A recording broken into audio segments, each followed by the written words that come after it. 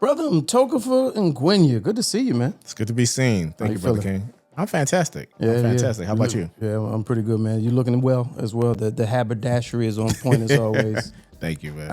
I feel like I've known you long enough to kind of appreciate your your style entrance, and I've always wondered, like, would you ever hold a class or give a class and teach brothers like me how to put it together?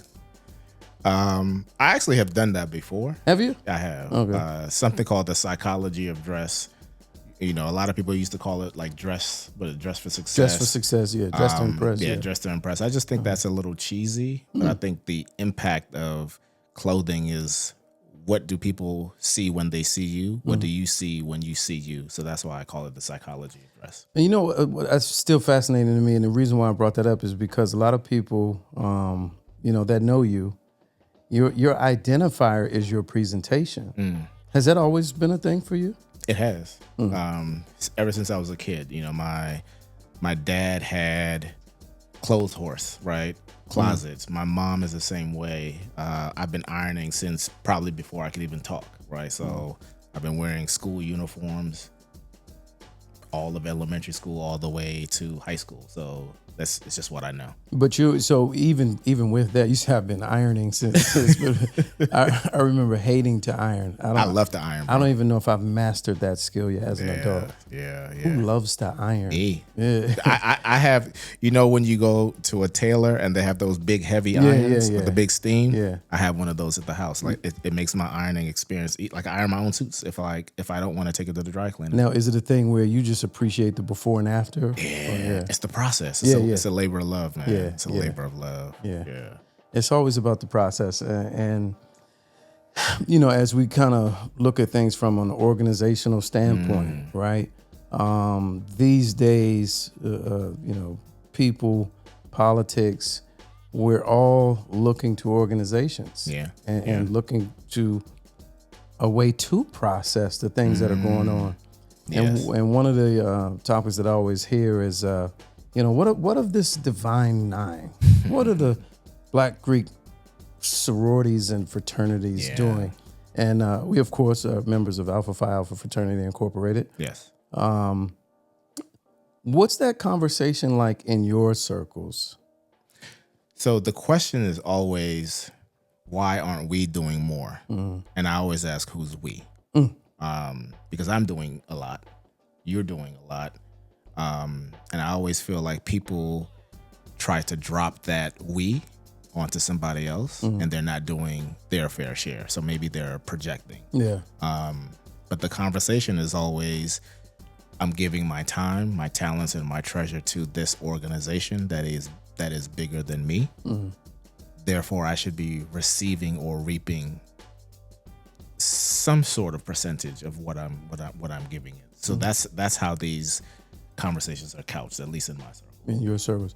Now, let's for the viewers who are not familiar, give like a basic, if you will, kind of recap of what Alpha Phi Alpha Fraternity Incorporated is and what it represents.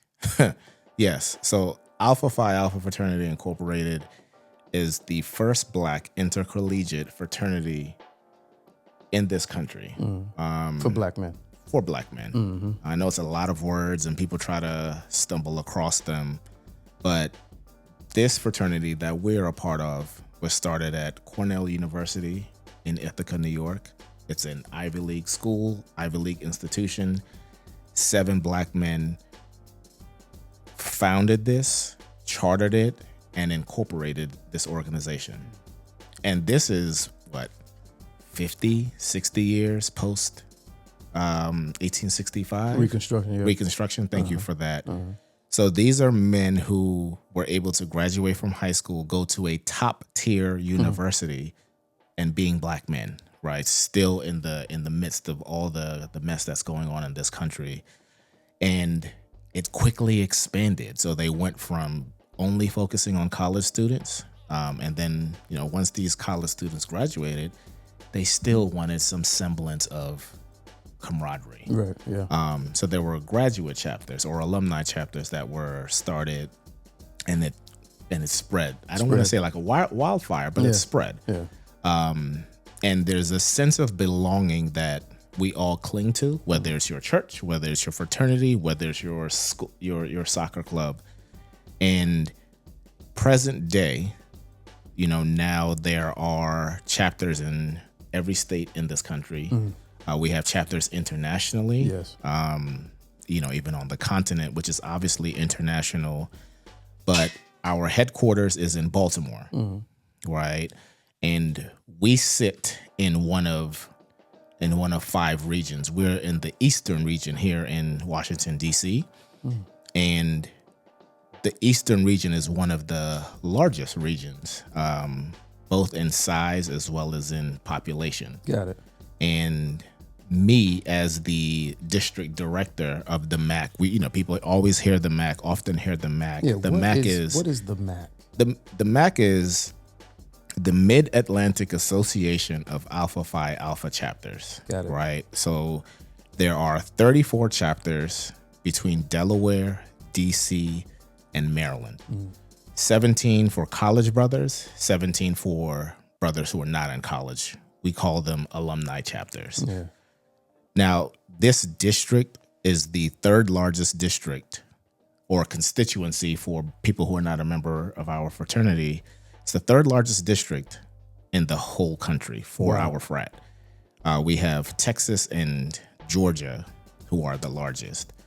But we represent a few thousand men, a couple thousand men, and the likes and the needs that they have and they desire. All right. So as district director Yes. of the said district, of the 3rd largest, Yes. what is your role? What is your immediate role?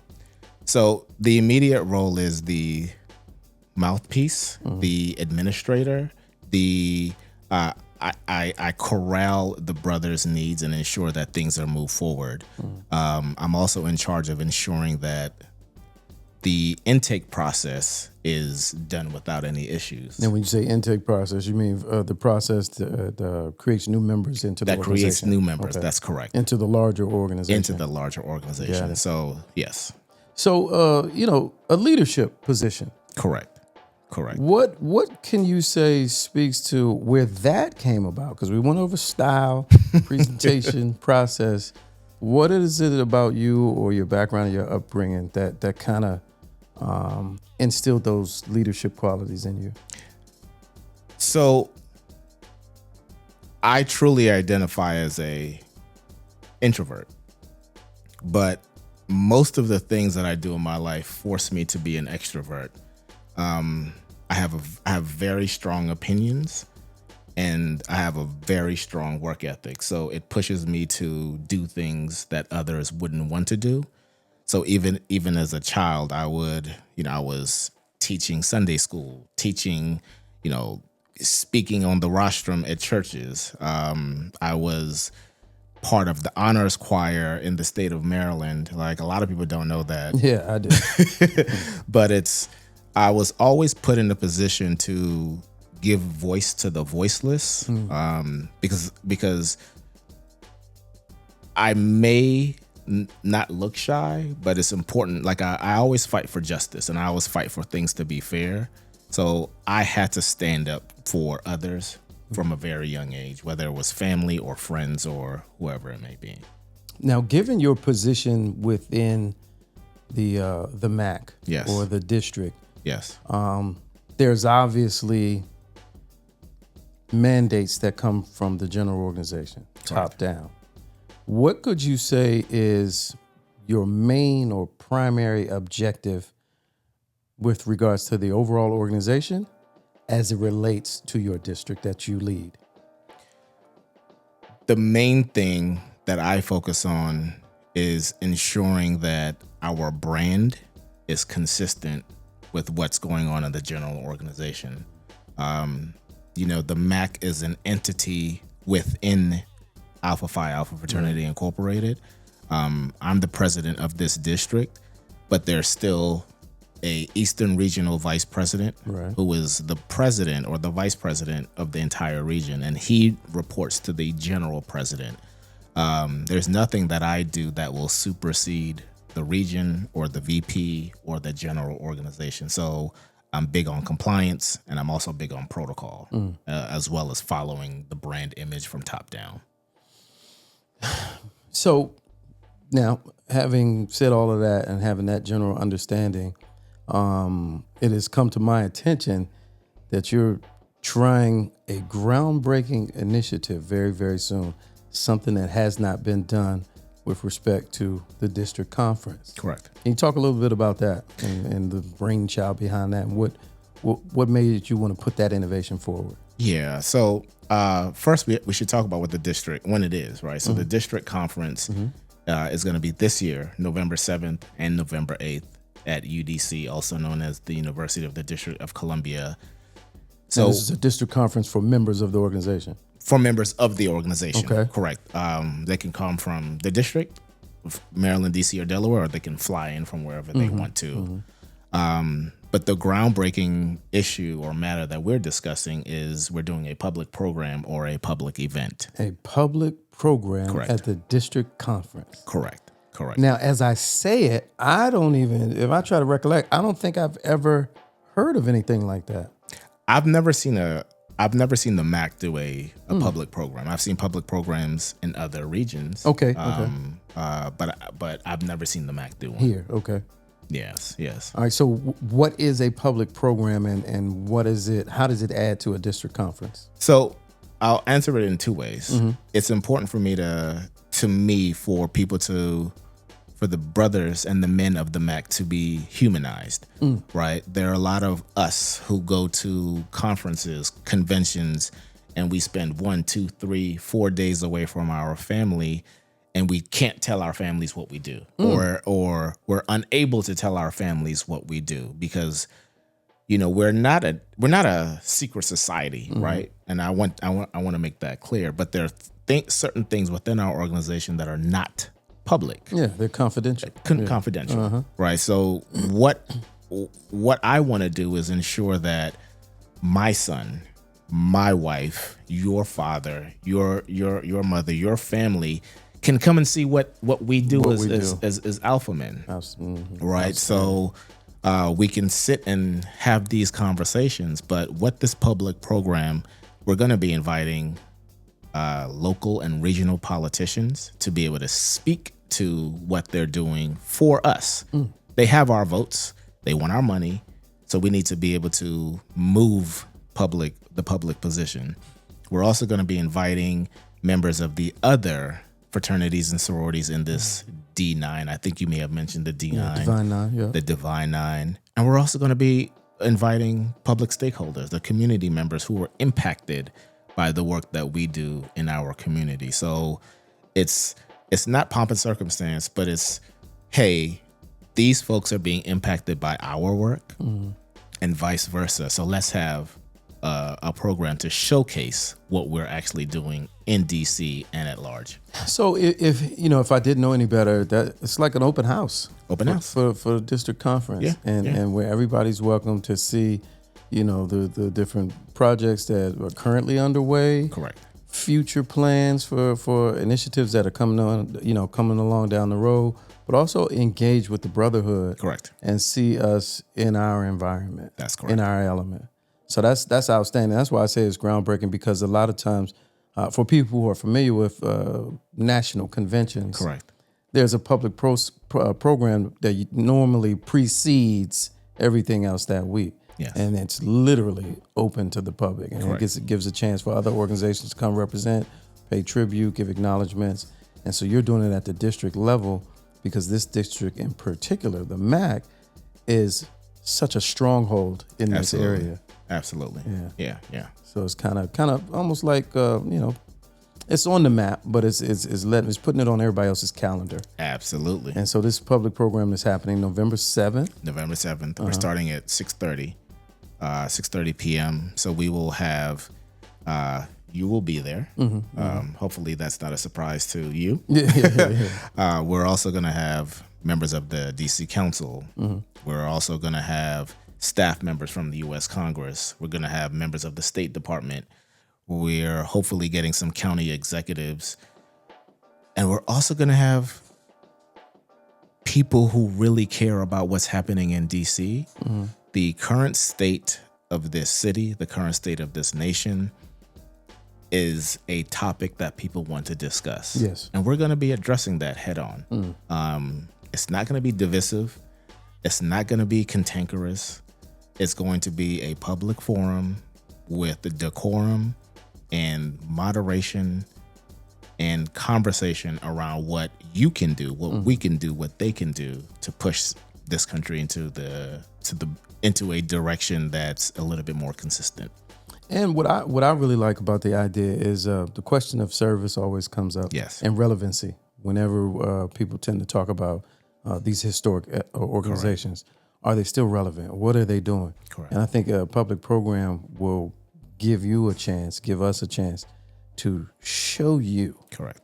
Literally. Yeah. These are why these organizations are needed. These are what these local chapters are doing.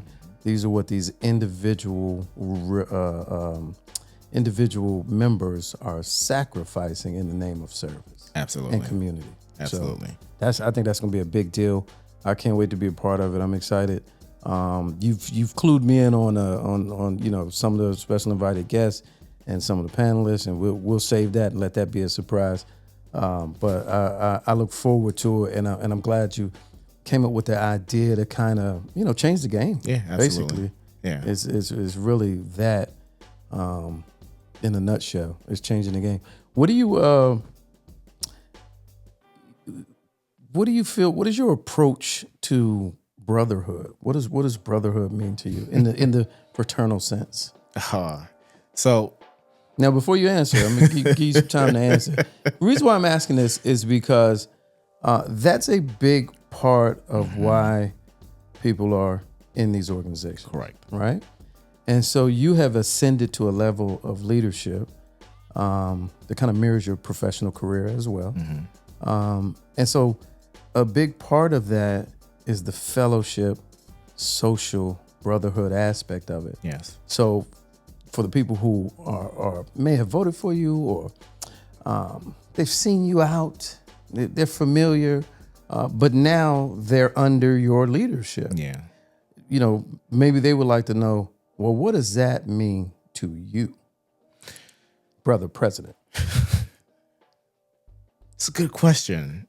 I haven't been asked that in that way, but brotherhood to me means, and I don't want it to sound preachy, but it means that I have somebody that I can rely on, and somebody that will hold me accountable, right? When I walk through any doors, sure, I'm Mtokufa and Ngwenya, but if somebody recognizes me from the fraternal aspect, now it's MAAC President did X, Y, or Z, or MAAC President is walking through these doors. So when I look at brotherhood, how would I treat you if I didn't know you? How would I treat you if you were part of my organization? And I try to treat people with the same level of respect, regardless of where and how I met them. That to me is what brotherhood is, because I want other people to look at how you and I interact and say, I want that. Yeah. I want people to be able to say they want to experience a level of camaraderie and a safe space that they may not be able to have with their blood brothers, with their family. So that's what to me brotherhood looks like. It's a space where you can be yourself, but also be held accountable and be pushed to higher limits. Now, for the service piece, which to me is the biggest piece, and it's the piece that gets the most scrutiny. Yeah. What could you share by way of experience, or have you witnessed the MAAC is doing by way of service, be it at the chapter, alumni chapter level, college chapter level, or overall? What can you put your finger on and say, yeah, that was us? Yeah. So the MAAC from the college brothers, they pick up trash on the sides of the roads. I'm sure many of us have seen adopt the signs, adopt the road, adopt the highway. They are tutors to people in their community, in their majors, getting others' grades up. They have an academic prowess that many other students don't have, while juggling multiple leadership roles while being a student, right? A lot of students are only students, which is fine, right? A lot of students are student athletes as well as being members of this organization. At the alumni level, often they have foundations or they have scholarship funds where they're giving money to graduating seniors who are going to college to be able to offset some of the funds or some of the costs of being a college student. The MAAC at the district level is also doing that. We have started to starting this fall as well as in the spring. We are actually giving money back to our brothers as well as our college brothers, because there are a lot of funds that leave our fraternity to people who are not in our organization. Yeah. The MAAC, under my leadership, has made it incumbent on us to give back to our brotherhood. Yeah. It's important for us to defray the same costs that I may have, you may have, but there is a criteria that has to be followed. It's just not willy-nilly. But I believe in putting your money where your mouth is, and these brothers that have voted for me, these brothers that I work with, this is what they have asked for, and I want to make sure that we can get that done. There it is. Public program, November 7th, the district conference, 6:30 p.m. at UDC. Why Correct. UDC? What was behind that choice? Is there historical significance to? Absolutely. So UDC is one of the historical Black colleges in this country. It's not widely known as that. At least I don't think so. And if it is, my apologies. But it's important. It was important for me to highlight that we can do the same type of work at a historically Black university than at any other university in the district. I think there are two historically Black universities. There's two, and then UDC often gets overlooked. So it was important for me to ensure that UDC is highlighted. The president of the president of the university is also a member of our organization. Nice. And there is a college chapter there, Omicron, and I wanted to ensure that those brothers got their just desserts to be able to do this. I can't remember the last time that it's been at UDC, but it was important for me to highlight that under my leadership. Outstanding. All right, I look forward to it, man. It's public programs, panel discussion, Yes. moderated by myself, hosted by you, Brother President. I appreciate you taking the time and laying this all out for us, man. Thank you for having me. See you soon.